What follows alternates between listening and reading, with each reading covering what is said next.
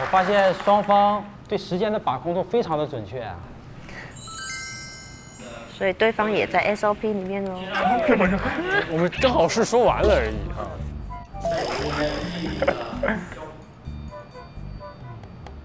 但是我觉得应该有进一步的交锋才行，也是我们最精彩的环节，自由辩论的环节。5分钟的时间，好，准备好开始。因为 SOP 哇听起来非常冰冷，它只有我工作用得到，就好像特别不近人情，只是为了保障我们的安全。而且刚才小师姐也说，她这个工作压力非常大，上一天班下来好累啊，我有可能还要上自习。但其实呢 ，SOP 恰恰是相反的。我觉得小师姐没有很理解这个 SOP 的意思。因为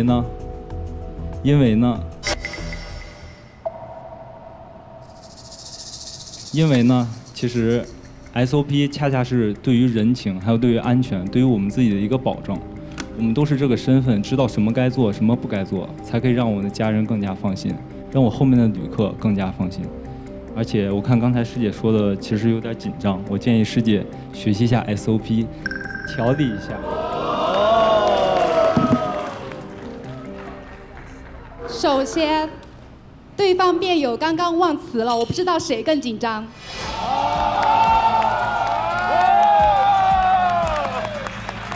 经有火药味了。还有，对方辩友刚刚提到说，我认为生活应该无忧无虑的，恰恰相反，我认为人生应该勇敢的去选择、去挑战、去成长。刚刚对方辩友说 SOP 是有人情味儿的，错了 ，SOP 是最没有人情味儿的，因为它是一个标准，它不需要我们去创新，不需要我们去改动，只需要我们去遵守、我们去落实。所以，我想请对方辩友好好学习 SOP， 不要把所谓的人情带到飞行工作中。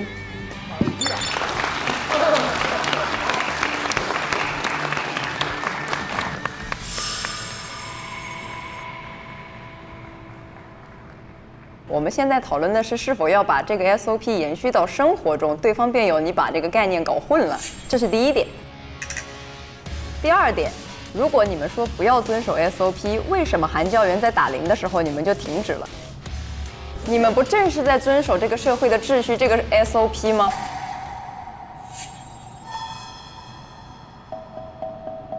这是辩论赛的规定，不同的场合有不同的规则，但是飞行的场合规则是唯一的、确定的。我们没有在说飞行，我们在说生活。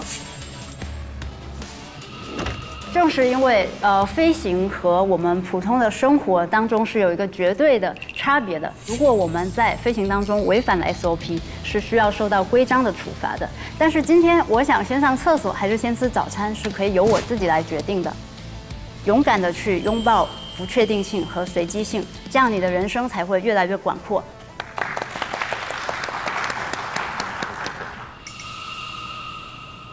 对方辩手，我想问您一个问题。您说生活中是不需要 SOP 的，那么我想请问，那在您化妆或者是护肤的时候，您还没护肤的时候就会把粉底涂在脸上吗？其二，我还想问一下成龙，你平时健身的时候就随便拿几个项目就去做，还是说你会一个项目做几组呢？我再问师姐，您在做饭的时候是会先放盐还是先放油呢？要炒菜的话，注意击破哈。所以说我们其实一直在遵循着 SOP。你们所谓的我会去改变，那是在你原本建设的 SOP 之上做出的更改。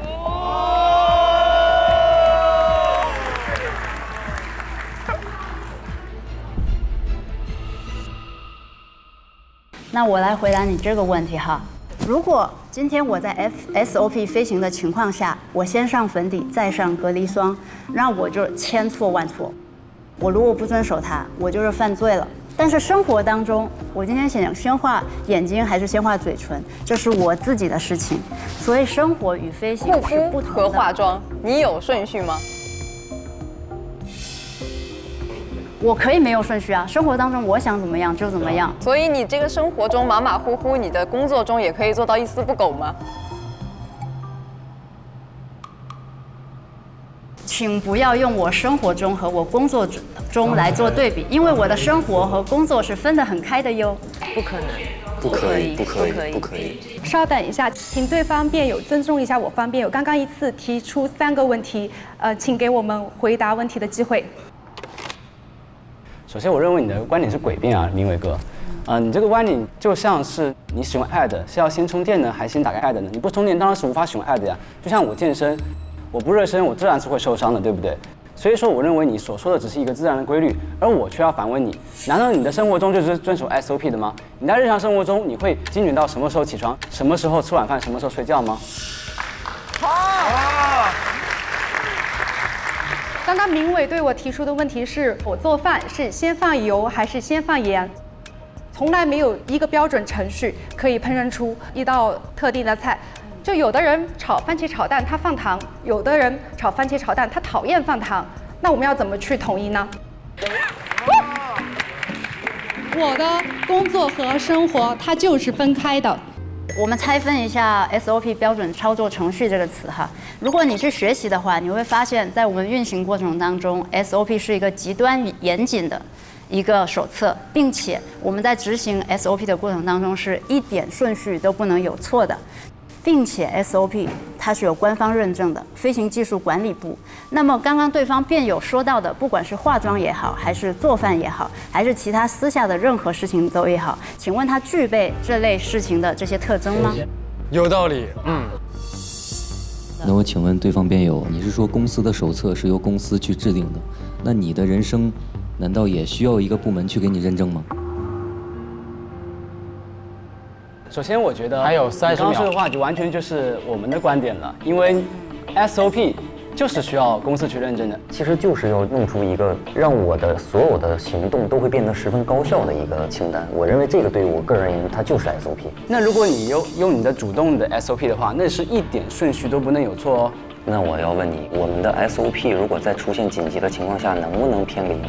那既然你会偏离的话，那是不是就是对呀，不遵守 SOP？你只是制定了一个新的计划而已。不是，你的偏离也是有手册可依的。那我们不就是正在遵守吗？我就是在遵守。时间到，时间到。那刚才自由辩论的很激烈啊 ，to be 啊 ，not to be， 它的确是一个问题。现在还需要我们做一个总结陈词，时长也是3分钟。好，计时开始。这样你好，正方3位辩手你好，师弟们好，大家好。我是反方3辩陈龙。首先，我反对你们觉得生活中应该带入 SOP 的想法，因为我觉得你们刚刚所说的都是一些自然的规律，或者说是你妈妈或者学校给你制定的 SOP， 你们自己是没有对一个 SOP 的概念的，甚至说你们都不能保证自己能否在一个准时起床、准时吃饭、准时睡觉的一个习惯。咱们飞行呢是一个相对单纯的工作，但生活更像是一个大熔炉，我们永远无法总结生活中的规律，因为唯一不变的就是变化本身。我们的未来是无法预料、多姿多彩的，包括前段时间我去芒果 TV 看到那么多天马行空、无拘无束的工作人员，如果没有他们这么无拘无束、天马行空，就不会有这么多给人带来快乐的综艺。也包括我们的依林姐，如果你是一个那么 SOP 的人的话，你就不会是那个鬼马精怪的依林姐了。对吧？真好算的 SOP 的哦。还有印象。北极日出了，阿姆日落了，而在 B612住的小王子，他可以看到44次的日出和日落。所以在不同的生活中，我们有不同的活法，不要将我们的头脑和思维、心灵给僵住。我们要学会去拥抱不确定性，在多彩的未来和挑战中成长自己。希望大家都可以成长为自己想要的自己。我自人间漫烂，平生事，南北东西。最近有了。有帅真东西。用时2分钟啊。好，请正方做总结陈词，开始。首先，先来回答一下你们几个问题。刚才您说生活中迟到5分钟，我们会失去什么？会失去这个好朋友吗？的确不会。但是如果我是一个麻醉师，我让我的麻药早了10分钟失效，那我会失去什么？我会失去一条生命。生活不是说我迟到了会怎样，而是我需要做一个不迟到的人。第二点问题，我们的观点是，我们需要将我们工作中的 SOP 延续到我们的生活中。理由有3点。首先，不是我们飞行员将 SOP 带入到了生活中，而是因为生活中处处充满了 SOP。比方说，我们中国人过年就要守岁，过去几天的这个端午，我们就要吃粽子。我们每个人就是要尊重长辈，这已经融入到我们的血脉基因里了，所以这是一个不需要去思考的问题。第二点，我们飞行中的 SOP 对我们来说也已经是深入骨髓、无所不在了。就以我个人为例子，我出门前就有出门前检查单，伸手要钱，身份证、手机、钥匙、钱包，没有这个出门前检查单，我就会丢三落四。